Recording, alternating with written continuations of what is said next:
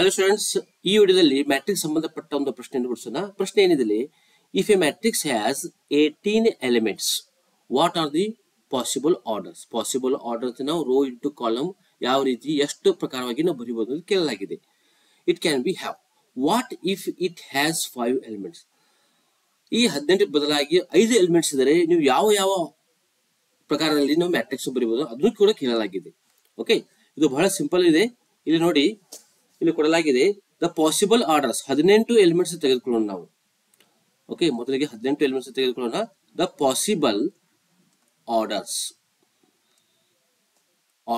R ಅಂದ್ರೆ ಒಂದು ಮಾತೃಕೆ ಅಂದ್ರೆ ಮ್ಯಾಟ್ರಿಕ್ಸ್ ನಲ್ಲಿ ಯಾವ ರೀತಿ ನಾವು ರೋ ಇಂಟು ಕಾಲಮ್ ಆಗಿ ಸೆಟ್ ಮಾಡಬಹುದು ಅಂತ ಕೇಳಲಾಗಿದೆ. ಅದರಲ್ಲಿ ಒಟ್ಟೆ 18 ಎಲಿಮೆಂಟ್ಸ್ ಇವೆ. ಯಾವ ಯಾವ ಪ್ರಕಾರ ನಾವು ಆರ್ಡರ್ ಆಗಿ ಬರೀಬಹುದು. ಇಲ್ಲಿ ನೋಡಿ, ಒಂದು ರೋ 18 ಕಾಲಮ್, ಇದೊಂದು ಕೂಡ ಆರ್ಡರ್ ಆಗುತ್ತೆ. ಮತ್ತು 18 ರೋ ಒಂದು ಕಾಲಮ್ ಆಗುತ್ತೆ, 18/1 ಇದೊಂದು ಆಗುತ್ತೆ. ನಂತರ 2 rows and 9 columns, 9 rows and 2 columns ಇದು ಕೂಡ ಆರ್ಡರ್ ಆಗುತ್ತದೆ. ಓಕೆ, ನಂತರ 3 rows 6 column, 6 rows 3 columns. ಈ ರೀತಿಯಾಗಿ ಒಟ್ಟಾರೆ ನಾವು 6 ಪ್ರಕಾರದಲ್ಲಿ ಮ್ಯಾಟ್ರಿಕ್ಸ್ ಅನ್ನು ಫಾರ್ಮ್ ಮಾಡಬಹುದು.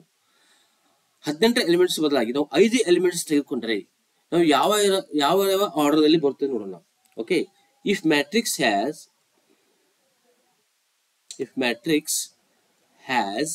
Only 5 elements, then possible order. Okay, ಬರೀ 5 ಎಲಿಮೆಂಟ್ಸ್ ಇದ್ದರೆ ಯಾವ ರೀತಿ ಆರ್ಡರ್ಸ್ ಬರುತ್ತದೆ ನೋಡೋಣ. ಓಕೆ, 1 ರೋ 5 ಕಾಲಮ್ ಇದು ಬರುತ್ತದೆ, 5 ರೋ 1 ಕಾಲಮ್. 2 ಪ್ರಕಾರ ನಾವು ಮ್ಯಾಟ್ರಿಕ್ಸ್ ಇಲ್ಲಿ ಫಾರ್ಮ್ ಮಾಡಬಹುದು. ಈ ವಿಡಿಯೋ ನಿಮಗೆ ಇಷ್ಟವಾದರೆ ಸಬ್ಸ್ಕ್ರೈಬ್ ಮಾಡಿ, ಲೈಕ್ ಮಾಡಿ, ಕಮೆಂಟ್ಸ್ ಕೂಡ ಹಾಕಿ. ಸಬ್ಸ್ಕ್ರೈಬ್ ಮಾಡೋದ್ರಿಂದ ಮುಂದೆ ಬರುವಂತಹ ವಿಡಿಯೋ ನೋಟಿಫಿಕೇಶನ್ ನಿಮಗೆ ದೊರೆಯುತ್ತದೆ. ನಿಮಗೆ ಬೇರೆ ಮ್ಯಾಥಮೆಟಿಕ್ಸ್ ವಿಡಿಯೋ ಬೇಕಾದ್ರೆ ನಾನು ಯೂಟ್ಯೂಬ್ ಪ್ಲೇಸ್ ನಲ್ಲಿ ಹೋಗಿ ಐ ಬಟನ್ ಕೆಲವು ಲಿಂಕ್ಸ್ ಇವೆ, ಈ ವಿಡಿಯೋ ಡಿಸ್ಕ್ರಿಪ್ಷನ್ ಕೆಲವು ಲಿಂಕ್ಸ್ ಇವೆ. Thanks for watching.